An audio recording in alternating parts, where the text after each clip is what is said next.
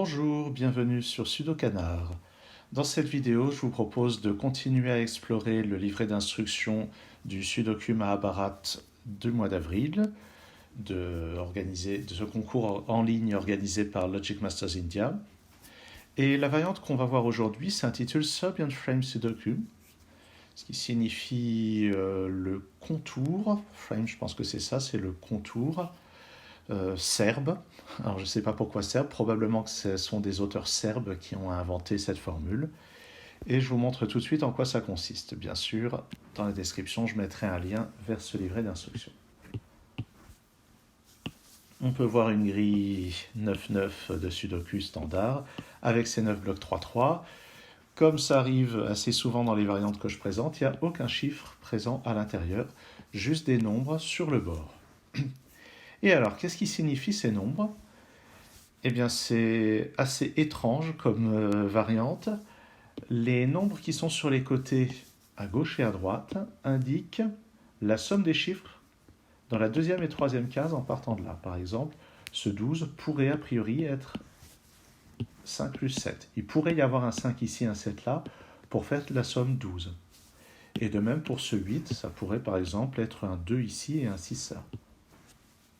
Donc, dans les indications relatives aux lignes, il s'agit à chaque fois de la deuxième et la troisième case qu'on aperçoit dans la direction en partant du chiffre. Et quand on regarde les indices en haut et en bas, eh bien cette fois, c'est la troisième et la quatrième case, c'est-à-dire que ce 7, ça pourrait être un 3 plus 4 ici. Et ce 12 ici, ça pourrait être un 8 plus 4, celui-ci. Donc on a des indications sur chaque ligne, c'est la deuxième et la troisième case en partant du bord. Sur les colonnes, c'est la troisième et la quatrième case. Et donc avec ces indications-là, il doit être possible de résoudre la grille. Alors comment faire? Je vais me concentrer d'abord sur les indices les plus petits et les plus gros, parce que pour cela, je sais qu'il y a peu de décomposition. Par exemple, 4 décomposé en somme de deux chiffres, ça ne peut être que 1 plus 3. De même, à l'autre extrême, 17, ça ne peut être que 8 plus 9, 16, ça ne peut être que 7 plus 9. Donc je vais pouvoir tout de suite remplir cet indice de 4, qui va être 1 ou 3 ici. Le 17, ça va être 8 ou 9 ici. Et les 16, 7 plus 9, 7 plus 9... 7 plus 9, 7 plus 9. Donc voilà déjà les indices pour lesquels il y a une seule possibilité. Ensuite, qu'est-ce que je peux faire comme raisonnement? Le 10 ici, puisque j'ai épuisé le 7 et le 9 dans la colonne, je sais qu'il ne reste que deux possibilités. Ça va être 2 plus 8 ou 4 plus 6. Est-ce que ça va m'aider? C'est pas certain. Par contre, dans cette colonne, le 1 et le 3 font que pour ce 6, il ne reste plus que la possibilité 2 plus 4. Pour le 6, je vais le mentionner ici, c'est 2 plus 4 ou bien 1 plus 5. Et comme j'ai déjà utilisé le 1 dans cette colonne, c'est forcément 2 plus 4. Si je regarde le 14 ici, j'ai deux possibilités pour le 14, qui sont 6 plus 8 et 5 plus 9. Alors pour le moment, je ne crois pas avoir d'impossibilité. Je réfléchis sur le 12. Ce qui est sûr, c'est que grâce à ça et ça, je sais qu'il n'y aura pas d'autres chiffres 9 sur ces deux lignes, puisque j'ai un 9 parmi ces deux cases, j'ai un 9 parmi ces deux cases, donc AE2, ça fait déjà deux fois le chiffre 9 sur les deux lignes, ce qu'on appelle un X-wing. Par contre, il faut que je tienne compte de cet indice 9 qui est là. 9, c'est la somme de ces deux cases, donc ici c'est forcément un 7, en dessous un 9, et ça résout le 8 et le 9 un peu plus loin. Et par conséquent, ce 9 et ce 12 se résolvent. Le 9, c'est 7 plus 2. Le 12, c'est 3 plus 9, puisque à chaque fois, c'est la somme des deux cases ici. Et ce 2 permet de résoudre ceci. j'ai effacé le mauvais chiffre. Et je vais indiquer quels indices j'ai déjà exploités au maximum de leur potentiel. Et au passage, ça résout ce 5. Je n'ai pas eu besoin d'utiliser l'indice, puisque ça s'est résolu tout seul. Alors ça va me permettre de faire le 7, parce que pour le 7, j'ai a priori 3 possibilités. 1 plus 6, 2 plus 5, 3 plus 4. Mais on a déjà évacué le 2 et le 3, donc la seule possibilité ici, c'est 1 plus 6. Et puis tiens, une chose que je peux faire pour que ce soit plus facile quand j'efface plus tard, c'est d'aligner verticalement les chiffres comme ils se font. Donc, par exemple, si j'ai un 1 ici, ça va être un 6. Si j'ai un 6, ça va être un 1. Et on peut remarquer que si j'ai un 1 ici, ça va être un 3. Donc, je vais faire la même chose, c'est que je vais les aligner verticalement et puis horizontalement. Comme ça, dès que j'ai un chiffre qui est décidé dans ce bloc de 2, je pourrai en déduire tous les autres. On peut remarquer que si je mets un 1 ici, ça va mettre un 7 là d'après l'indice 8 et ça clashera avec celui-ci. Donc c'est l'autre possibilité. Et ce 1 permet de résoudre donc ce qu'il y a à côté. J'ai résolu ce 7, ce 8. Ah ben ce 8, je vais le résoudre maintenant. C'est avec un 2 ici et un 8 là, à la fois pour faire le 10 et pour faire le 9. Ici, on a vraiment des indications qui sont redondantes. Puisque dès que j'ai résolu 2 d'entre eux et un de ces deux-là, j'ai résolu le quatrième. Donc on voit que l'énoncé n'est vraiment pas fait pour être minimal. Si je regarde ce 13, je sais, ouais. Non, je vais plutôt regarder le 11 ou le 10. Le 10. Je vais l'indiquer ici, le 10. Il y a pas mal de possibilités pour faire 10 comme somme de deux chiffres. Il y a 1 plus 9, 2 plus 8, 3 plus 7, 4 plus 6. Et on peut voir avec ce qui est déjà placé que 9 plus 1, 8 plus 2, 3 plus 7 est impossible.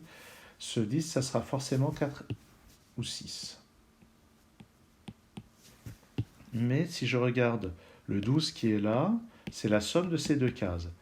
Ça pourrait être 4 plus 8, mais ça ne peut pas être 6 plus 6, ça ferait un chiffre répété.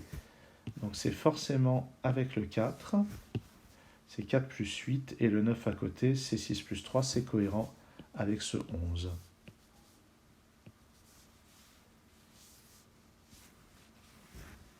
J'imagine que ce 7 doit pouvoir se résoudre. Ça ne peut pas être 4 plus 3 parce que j'ai déjà le 4 qui est pris dans les deux. Ça ne peut pas être 2 plus 5. Donc c'est forcément 1 plus 6. Et d'après ce 6, c'est avec un 1 ici et un 6 là. Si je regarde cette ligne, il me manque un 7 et un 5. Et d'après ce qui est là, c'est un 5 ici. Et un 7 là. Et sur la ligne juste au-dessus, il manque 1 et 5. Donc c'est 1 et 5. Et au passage, ça résout ce 6 et ce 12 sans que j'ai eu besoin d'utiliser les indices. Est-ce que je vais avoir d'autres choses sur ces deux lignes? Si je regarde ce 5, ça ne peut pas être 1 plus 4, donc ça sera 2 plus 3 sur ces deux cases. Et d'après ça, c'est 3 et 2. Si je regarde ce 9, on voit que ça ne peut pas être avec ni avec un 2, ni avec un 3. Donc ça sera avec 4 et 5. Et je vais dire qu'il est résolu. Si je regarde maintenant ce 14, grâce à ce 5, je sais que ça n'a pas 5 et 9, mais seulement 6 et 8. Et grâce à ça, c'est forcément 8 ici et 6 là. Ce 14, de la même manière, ce 14 qui est là, d'après ce 8, ça ne sera pas 6 plus 8, mais 5 plus 9. Et je ne sais pas encore dans quel ordre. Tiens, je vais remettre celui-ci à ce format-là. Non, c'est un 7. Je sais juste que ça s'organisera de cette manière-là pour lui. Et ici, je vais rectifier pour que les 5 soient en phase. Non, allez, tant pis. Je le corrigerai le moment venu. Là-dedans, qu'est-ce qui nous reste comme possibilité? Vu les chiffres en présence, ça devrait être 4 ou 7, 4 et 7. Ce qui est sûr, c'est que ça ne peut pas être avec un 2, ça ne peut pas être avec un 3. Ça pourrait éventuellement être 4 et 7. Ça ne peut pas être 5 et 6, puisqu'il y a des 6. Donc c'est forcément avec 4 et 7.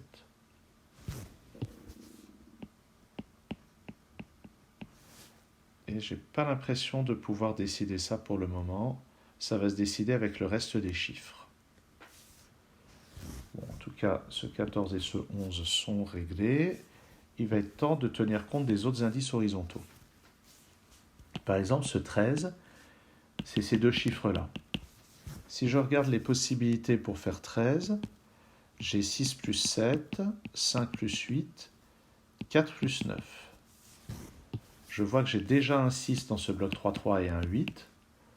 Donc ça élimine ces deux possibilités. Il reste seulement 4 plus 9. Et d'après le 9 qui est là, c'est dans l'autre sens. C'est 4 ici, 9 là. Le 7 et le 7 qui sont là me permettent de placer un 7 ici. Et d'après l'indice 12 dans la marge, c'est 7 plus 5. Et il me reste 1 et 3 là-dedans. Le 7 qui est ici, d'après les chiffres restants, à savoir 3, 4 et 9, c'est forcément 3 plus 4. Et d'après ça, c'est 4, 3 et un 9 ici. Le 6 qui est là, ça va être, d'après les chiffres, là j'ai déjà 2, 3, 4, 5, ça ne peut être que 1 ici et 5 là. Ce 14, d'après le 9, c'est forcément 8 et 6. De toute façon, il manque un seul chiffre dans chacune des deux colonnes. Et les deux qu'il me manquent dans cette colonne sont un 2 et un 4. Je les indique. Ça sera résolu en utilisant d'autres choses incidentes par là. Le 7 qui est là, ça n'est pas avec 3 et 4. Ça n'est pas avec le 1, d'après ça. Donc c'est avec 2 et 5. J'ai pas encore... Ah bah si, oui, c'est 2 et 5. Et le fait que ça soit 2 et 5, ça me dit qu'ici je n'ai pas de 5. Donc je vais pouvoir résoudre ça. 9 et 7. Donc ce 7 résout ça. Et le 5 me résout ceci. Donc il s'agit de 2 et 5 pour faire ce 7. Et c'est de cette manière. Tiens, tout ceci c'est résolu. Et le chiffre qui manque dans le bloc 3-3, c'est un 6. Pour faire ce 8,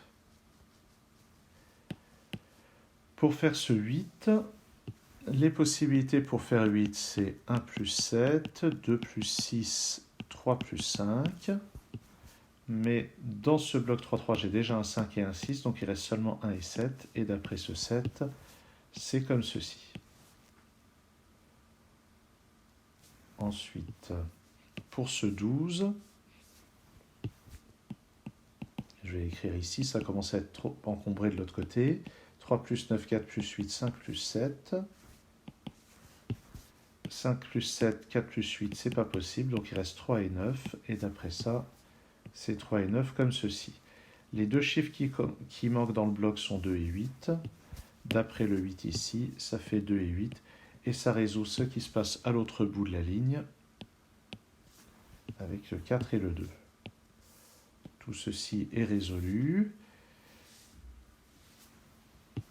Au milieu, ici, il me manque un 1, un 7 et un 9. Non, un 1, un 7 et un 8. D'après les 1 et le 8, c'est un 1 ici.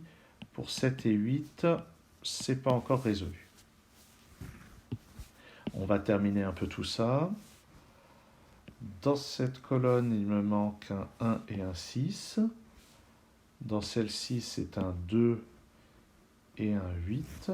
Je vais les noter. 1, 6, 6, 1, 2, 8. Donc la seule manière de faire 9, c'est celle-ci. Et on peut vérifier que ça colle bien avec l'autre indice. Qu'est-ce que j'ai fait? N'importe quoi. Ici, c'est pas un 1, c'est un 2. J'en profite pour résoudre le 1 et le 3 tout à droite. Il me manque un 3 et un 4, c'est forcément comme ceci.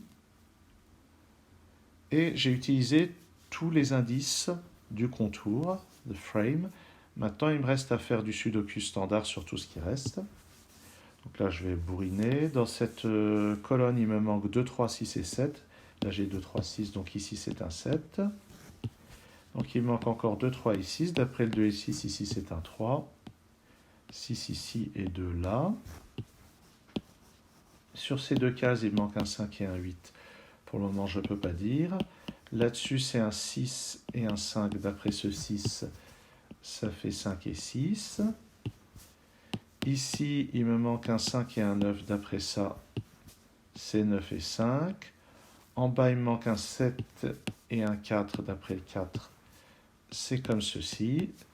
Ça me permet de résoudre le 7 et le 8. Et maintenant, en haut, il me manque juste ici un 8, ici un, non pas un 5, mais... Alors, qu'est-ce que j'ai fait?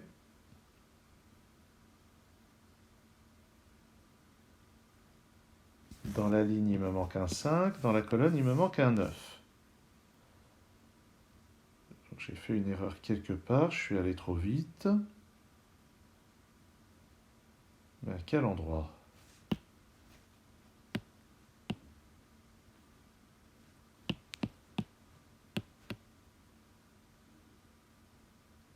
Il y a des chiffres que j'ai placés trop vite.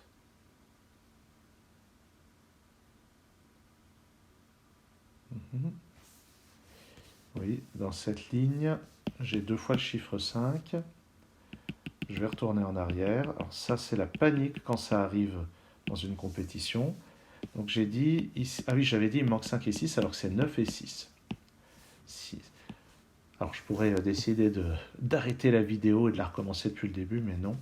Je pense que c'est aussi pédagogique de montrer ce qui se passe quand on se trompe. Là, j'ai la chance de le faire sur une appli où je peux faire un CTRL-Z.